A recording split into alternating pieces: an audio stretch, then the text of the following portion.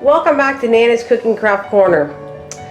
On this video I'm going to show you what I did with a basically simple jam jar.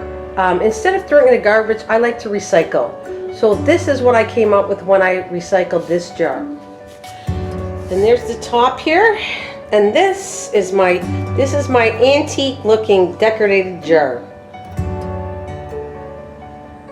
There you go.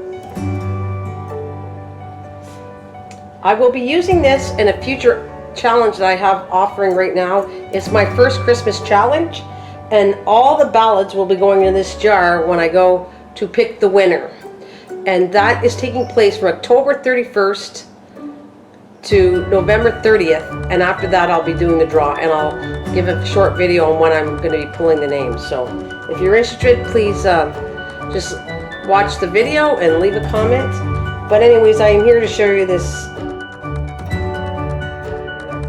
Alright, so I just want you to know, if you're interested, if you enjoyed seeing this done, please leave a comment and I will do a tutorial on how I did it. So I hope you enjoyed it. Thanks for watching. I'll see you soon. Take care for now.